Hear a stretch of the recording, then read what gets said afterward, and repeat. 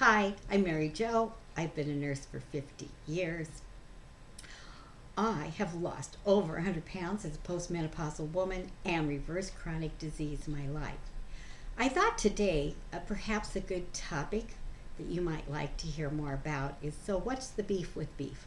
But let's expand beef to mean all animal products. Well, I have three concerns with animal products, so I limit them, and actually, it's rare if I ever imbibe in them in my diet. I don't miss it at all, but that's just me.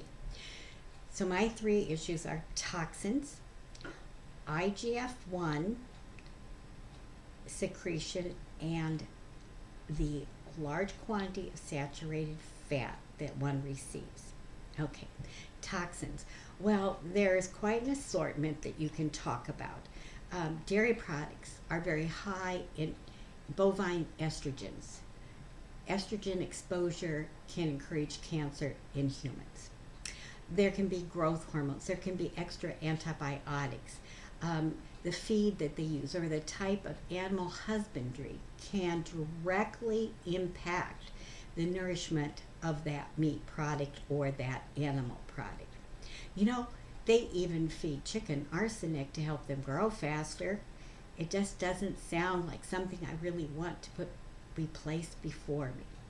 So there are a certain number of toxins.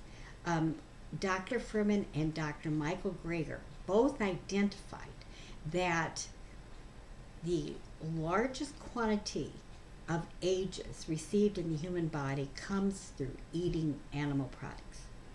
Ages are advanced glycation end products, and they seriously disrupt your circulation, limiting oxygenation to some of your cells. Ages, especially in the diabetic, are thought to be responsible for the potential problem with blindness, kidney death, and limb amputation. So ages truly ages us, and the largest exogenous source of ages to humans is through animal products. Um, a second concern I have about animal products is the secretion by the liver of IGF-1. Now, as I perhaps already stated, there's no fiber in animal products, so when you eat animal products, you get a heavy, rapid load of amino acids. Animal products contain all 9 essential amino acids. Nutrition books tend to call them quality protein. I think that's a misnomer. Yes, you can get all 9 amino acids. Essential products listed in nutritional books mean that you need to include them in your diet. But what is misunderstood is that by eating an array of vegetable products, you can get all the protein that your body requires and all 9 amino acids without this heavy duty absorption of amino acids causing a very high rise in IGF-1. IGF-1 encourages secretion of insulin. If you're insulin resistant or diabetic, that's not going to help you out very much. Aha, and that was caused by an amino acid. Wow. Surprise, surprise, right? Also, it encourages atherosclerosis. It encourages angiogenesis. People who eat meat products can gain muscle, yes, but depending upon how much meat product they eat, they can. Too many calories is too many calories. They will also put on fat, yes. Visceral fat can be encouraged through excessive development of IGF-1, excessive liberation of IGF-1. Finally, the last problem is saturated fat. Conventional animals do not get much exercise. They get an atypical feed that was certainly not meant for their health and longevity. After all, in 2 weeks they're going to be hamburger on your plate, so I guess nobody's concerned about that.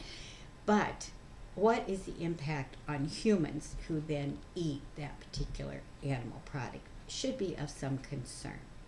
It has already caused the literature to suggest it contains a lot more saturated fat a lot more arachidonic acid, which is also another toxin to the human body. Even chicken breasts contain 14% saturated fat, so do not be fooled. If it's an animal product, the saturated fat is significant, and it's such a large quantity that it is not easily utilized for energy, but primarily for the development of additional and visceral fat, which makes you sicker. Oh, goodness. Get off the merry-go-round, right? So there you have it.